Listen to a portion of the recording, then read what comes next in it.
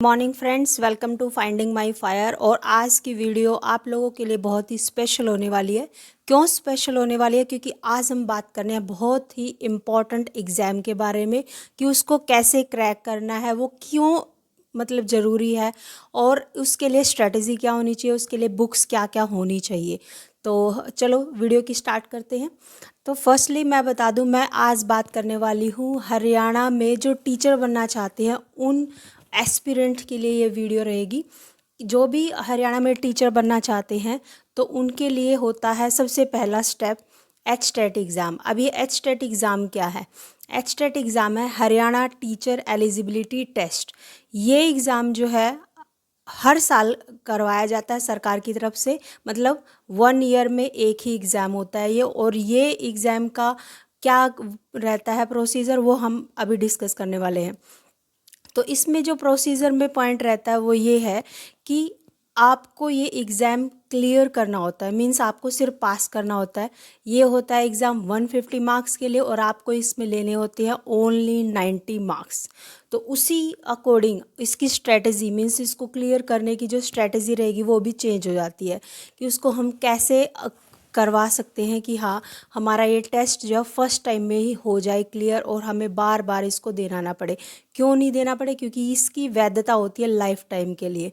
HTET exam की जो वैधता है वो लाइफ टाइम के लिए, मीन्स अगर आपने इसको एक बार क्रैक कर लिया तो आपको ज़रूरत ही नहीं है कि आप किसी और बार उसको दें।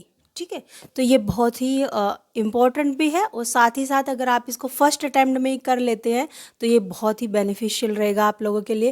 क्योंकि लाइफ में कभी भी मतलब अगर हरियाणा से वैकेंसी आती है टीचर की तो आप उसके लिए अप्लाई कर सकते हैं, चाहे आपने किसी भी साल में इसको क्लियर किया हो, क्योंकि इसकी एलिजिबिलिटी है लाइफ टाइम की। ये होगी इसकी एलिजिबिलिटी की बात। और आपको पता चली गया कि जो एचटेट एग्ज़ाम है वो साल में एक ही बार करवाया जाता है। अब हम आगे बढ़ते हैं एचटेट एग्ज़ाम के पैटर्न के बारे में। तो पैटर्न मैं आप लोगों को बता दूं कि पैटर्न इस तरह से होता है कि इसमें आते हैं 3 लेवल होते हैं, पीआरटी, टीजीटी और पीजीटी। ठीक है, तो हर एक लेवल के लिए अलग से एग्ज़ाम होगा। और साथ ही साथ एक चीज़ और कि अगर हम टीजीटी के लिए अप्लाई कर रहे हैं तो टीजीटी साइंस के लिए है, तो एक सब्जेक्ट के लिए ही अप्लाई कर सकते हैं, हम दूसरे सब्जेक्ट के लिए अप्लाई नहीं कर सकते। क्यों? क्योंकि जैसे साइंस का है या टीजीटी लेवल का जो भी सब्जेक्ट वाइज एग्ज़ाम है ये, तो आप जो भी सब्जेक्ट को पढ़ोगे तो एक ही बार उसका एग्ज़ाम होता है, मीन्स एक ही शिफ्ट में पूरे टीजीटी वालों का एग्ज़ाम हो जाता है। तो आप 2 सब्जेक्ट के लिए अप्लाई एक साथ 1 ईयर में नहीं कर सकते। मीन्स आपको टारगेट करना होगा एक ही सब्जेक्ट को, चाहे आप साइंस के लिए कर सकते हो या मैथ के लिए कर सकते हो। तो आपको एक ही एग्ज़ाम आप एक साल में दे सकते हो, मीन्स सब्जेक्ट का। इसी तरह से पीजीटी का भी है, क्योंकि पीजीटी का भी एक ही शिफ्ट में हो जाता है सारे पीजीटी, चाहे आप पीजीटी साइंस के लिए दे रहे हो, मीन्स केमिस्ट्री के लिए दे रहे हो, फिजिक्स के लिए दे रहे हो, या बायो के लिए दे रहे हो, या एसएसटी के लिए दे रहे हो, या इंग्लिश या हिंदी, किसी भी, मतलब वो एक ही शिफ्ट में सारे एग्ज़ाम होते हैं। मीन्स आप जो है ऐसा नहीं है कि 2 सब्जेक्ट के लिए एक ही साल में अप्लाई कर दो, नहीं कर पाओगे। ठीक है, इसी तरह से हमारा ये एग्ज़ाम होता है। सेकंड जो इसका इम्पोर्टेंट पॉइंट वो ये है कि इसका जो पेपर पैटर्न आता है वो क्या है, वो समझना बहुत ज़्यादा ज़रूरी है इस एग्ज़ाम को क्रैक करने के लिए। क्योंकि स्ट्रेटजी उसी बेस पर बनती है कि उसका एग्ज़ाम पैटर्न क्या रहने वाला है। तो फर्स्टली हम बात करेंगे पीआरटी लेवल की। तो पीआरटी में क्या होता है, जब इसका होता है part A and part B. तो पार्ट ए में मुझे लगता है मतलब सभी के लिए सेम रहने वाला है, हिंदी, इंग्लिश जिसको हम लैंग्वेज वाला पार्ट बोलते हैं, सीडीपी और मैथ, रीजनिंग और हरियाणा जीके का अलग से पोर्शन है। 10-10 मार्क्स ये मैथ, हरियाणा और उसका हरियाणा जीके का, मैथ का और रीजनिंग के आएंगे क्वेश्चंस। और 30 मार्क्स की लैंग्वेज रहेगी। 30 मार्क्स की लैंग्वेज में आपका हिंदी और इंग्लिश बोथ रहेंगे। 15 क्वेश्चन हिंदी के और 15 क्वेश्चन इंग्लिश के। इसी तरह से जो सीडीपी रहने वाली है वो होगी आपकी 30 मार्क्स की। तो टोटल पार्ट ए आपका 90 मार्क्स का रहेगा। देखो इसकी क्लियर करने का जो प्रोसीजर है वो भी कितना है, 90 मार्क्स, मीन्स 150 में से आपको सिर्फ 90 मार्क्स लेना है।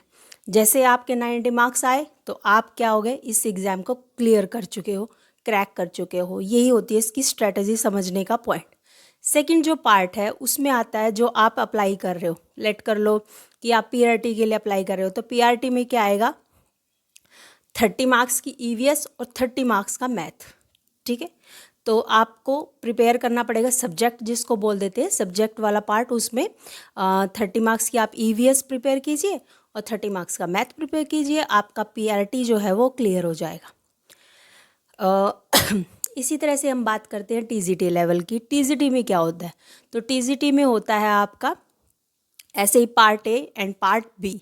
पार्ट ए अभी मैंने आपको बताया 30 मार्क्स का सीडीपी, 30 मार्क्स की लैंग्वेज एंड 30 मार्क्स का math, reasoning and Haryana GK. मतलब जो लास्ट वाला पोर्शन है मैथ, रीजनिंग और हरियाणा जीके में 10-10 मार्क्स के क्वेश्चन आएंगे। ये हो गया आपका पार्ट ए। इसी तरह से पार्ट बी मीन्स जो भी आप सब्जेक्ट के लिए अप्लाई कर रहे हो, आप हिंदी के लिए कर रहे हो, इंग्लिश के लिए कर रहे हो, साइंस के लिए कर रहे हो, या फिर मैथ है आपके पास, तो इस तरह से आप जब जो भी सब्जेक्ट का आप फिल करेंगे उस सब्जेक्ट के क्वेश्चन आएंगे 60 मार्क्स के। ठीक है, तो टोटल 150 मार्क्स। इसी तरह से हम बात करते हैं थर्ड वाले लेवल की, जो कहलाता है पीजीटी लेवल। अब पीजीटी लेवल में क्या है, पीजीटी लेवल में भी सेम है, part A and part B. Part B वही रहने वाला है सब्जेक्ट वाइज, आप जिसके लिए अप्लाई करेंगे, chemistry, physics, bio, whatever, math. ठीक है, एसएस जैसे बात करते हैं इकोनॉमिक की, जिस भी सब्जेक्ट के आप टीचर बनना चाहते हैं उसको सब्जेक्ट वाइज पीजीटी लेवल जो है उसका डिफाइन कर दिया जाता है। तो ये 3 लेवल है। मैंने आपको बता दिया पेपर पैटर्न, उसका क्राइटेरिया क्या है, पार्ट ए, पार्ट बी, हर तीनों लेवल्स के। अब हम बात करते हैं इसकी स्ट्रेटजी की। अगर हमें इसको क्लियर करना हो तो हमें क्या करना चाहिए, तो मैं आपको बता दूं कि अगर आपके माइंड में ये है कि मेरे पास टाइम कम है और मुझे ये क्रैक करना है, तो उसके लिए बेसिक आपको सिर्फ ये चीज़ ध्यान रखनी है कि मुझे इस एग्ज़ाम में लेने हैं 90 मार्क्स। अगर आपके 91 आ रहे हैं तब भी आप पास हो, अगर आपके 149 आ रहे हैं तब भी आप पास हो। तो आपके माइंड में होना चाहिए कि मुझे सिर्फ क्रैक करना है। तो क्रैक कैसे करें, तो जो पार्ट ए वाला पोर्शन है आप उसको स्ट्रॉन्ग कीजिए, और पार्ट बी वाला है उसमें मतलब एनसीईआरटी पढ़िए जितना भी हो उसके, जो भी सब्जेक्ट के लिए आप अप्लाई करना चाहते हैं उसकी एनसीईआरटी को पढ़ते जाइए जितना आप कर सको, बस उससे अलग कुछ नहीं आने वाला है। 90 मार्क्स लेना है तो मैं तो यही कहूँगी कि आपको वो वाला पोर्शन अपना और ज़्यादा स्ट्रॉन्ग कर लेना चाहिए जो आपको आता है। लेट कर लो कि जो साइंस बेस्ड स्टूडेंट्स होंगे उनकी मैथ, रीजनिंग काफ़ी अच्छी होगी। सीडीपी हर एक स्टूडेंट को आनी चाहिए। सीडीपी में आपकी कमांड इतनी हो कि आपके एटलीस्ट 25 क्वेश्चंस जो है करेक्ट। ये नहीं है कि सिर्फ आप 25 करके आओ और उसमें से 18 आपके ठीक हो, नहीं, मैं कहूँगी कि एटलीस्ट आप उसमें से 25, और वो बहुत ज़्यादा स्कोरिंग है। और ऐसी बुक्स को आप पढ़ोगे तो आपका जो है 25-30 में से आ ही जाते हैं। मतलब ऐसा कुछ नहीं है कि नहीं होगा, ये बहुत ही इजी सब्जेक्ट है क्योंकि आपने पूरी बीएड में यही पढ़ रखा होता है और यही क्वेश्चंस आते हैं, और कुछ तो इम्पोर्टेंट क्वेश्चन है, मतलब टॉपिक्स है, उससे बाहर कुछ नहीं आता है। तो ये सीडीपी का रहने वाला है, हिंदी, इंग्लिश, फिर मैथ, रीजनिंग और हरियाणा जीके। ये अगर आप पार्ट स्ट्रॉन्ग कर लेते हो, मीन्स 90 में से आप 70 मार्क्स ले लेते हो, ठीक है, तो 70 लेने का मतलब है कि आपके अच्छे लेवल की प्रिपरेशन हो। मैं तो ये कहूँगी कि आपके 90 में से 80 आने चाहिए। अगर आपके यहाँ पर 80 आप स्कोर कर लेते हो तो आपके बचे कितने, 10 मार्क्स।